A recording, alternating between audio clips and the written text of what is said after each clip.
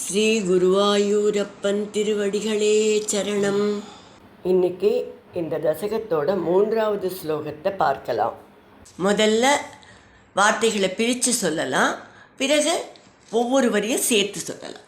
சத்வாதசி விரதமதோ பவதர்ச்சனார்த்தம் சத்வாதசி விரதமதோ பவதர்ச்சனார்த்தம் வர்ஷம் ததௌ மதுவனே யமுனோபகண்டே वर्षं दधौ मधुवने यमुनोपकण्ठे पत्न्या समं सुमनसा महतीं वितन्वन् पत्न्या समं सुमनसा महतीं वितन्वन् पूजां द्विजेषु विसृजन् पशुषष्टिकोटिं पूजां द्विजेषु विसृजन् पशुषष्टिकोटिं सद्वादशी व्रतमतो भवदर्चनार्थं वर्षं दधौ मधुवने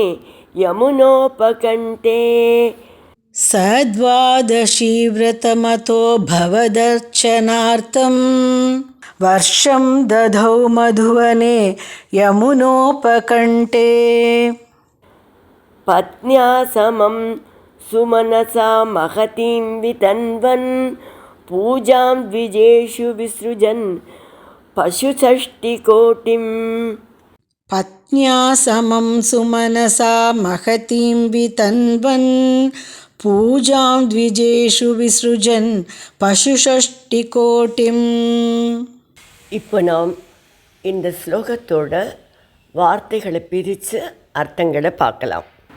அதோ சக, பிறகு அந்த அம்பரீஷன், பவதர்ச்சனார்த்தம், உங்களை ஆராதிக்கும் பொருட்டு, யமுனோபகண்டே, யமுனை நதிக்கரையிலுள்ள மதுவனே, மதுவனத்தில், சுமனசா, நல்ல மனதுடையவளான, பத்னியாசமம், தன்னுடைய மனைவியோடு சேர்ந்து கொண்டு, மகத்தீம் பூஜாம் விதன்வன், மிகப்பெரிய பூஜையை செய்தான். த்விஜேஷு, அந்தணர்களுக்கு, பசு சஷ்டி கோட்டிம், 60 கோடி பசுக்களை, விஸ்ருஜன், தானம் செய்து, வருஷம், ஒரு வருட காலம், துவாதசி விரதம் ததவ், துவாதசி நோன்பை மேற்கொண்டான். இப்போ இந்த ஸ்லோகத்தை முழுவதுமாக பாராயணம் பண்ணி இதோட முழு அர்த்தத்தையும் பார்க்கலாம்.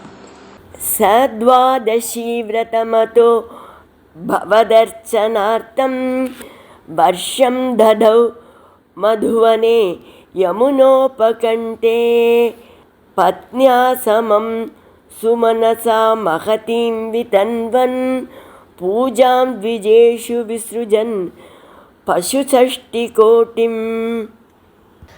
அம்பரீஷ மகாராஜா இந்த விரதத்தை செய்ய விரும்பினார்.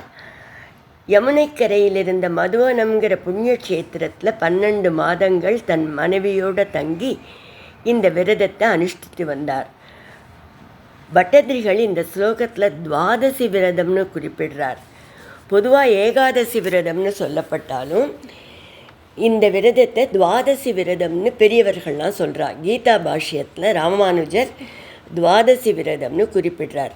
என்ன காரணம், என்ன விளக்கம் சொல்கிறான்னா, துவாதசி சமாராதனார்த்த ஏகாதசி உபவாசம், ஏகாதசி உபவாசம் இருப்பதே துவாதசி அன்னைக்கு காலையில் நீராடி அனுஷ்டானங்களை செய்து திருவாராதனங்களை எல்லாம் சிரத்தையாக செய்து முடித்து பகவானோட பிரசாதத்தை ஏற்றுண்டு அந்த சரியாக அந்த பாரண முகூர்த்தத்தில் பாரண முடிக்கிறது, இது எல்லாத்தையும் சிரத்தையாக செய்து முடிப்பதற்காகத்தான் அந்த ஏகாதசி உபவாசமாக.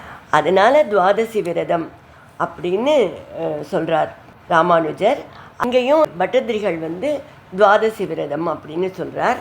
அம்பரீஷ மகாராஜா இந்த துவாதசி விரதத்தை தன் மனைவியோட மதுவனத்தில் செய்தபோது அந்தணர்களுக்கு 60 கோடி பசுக்களை தானம் செய்தார் என்றும் பட்டதிரி குறிப்பிடுகிறார்.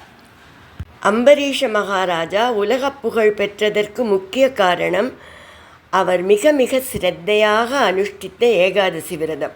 எப்பவும் ஏகாதசி விரதம் அனுஷ்டித்து வந்தார். இந்த ஏகாதசி விரதத்தை சிறப்பாக அனுஷ்டிக்கிற ஒரு முறை உண்டு. தசமி அன்னைக்கு மாலையிலிருந்தே உபவாசத்தை ஆரம்பித்து மறுநாள் ஏகாதசி அன்னைக்கு முழுவதும் உபவாசமாக இருப்பார்கள். அன்று முழுவதும் பகவத் ஸ்மரண, ஆராதனைகள், பூஜைகள், கீர்த்தனை, இரவும் முழுக்க கண் விழித்து மறுநாள் கார்த்தால ஸ்நானம் பண்ணி அனுஷ்டானங்களையெல்லாம் அன்னைக்கு முடித்து அன்னைக்கு ரொம்ப விசேஷமாக பகவானுக்கு திருவாராதனத்தை பண்ணி முடித்து பகவத் பிரசாதத்தை ஏற்றுக்கொண்டு அந்த பாரணையை செய்ய வேண்டும். ஏகாதசி முடிந்து துவாதசி ஆரம்பிக்கிற அந்த நேரம் அதுக்குன்னு பாரணைக்குன்னு கொடுக்கப்படுகிற அந்த முகூர்த்தத்துக்குள்ளே அந்த பாரணையை செய்து விரதத்தை முடிக்க வேண்டும். இந்த மாதிரி விரதத்தை ஒரு வருஷம் மார்கழி மாதத்தில் ஆரம்பித்து கார்த்திகை மாதம் முடிப்பார்கள்.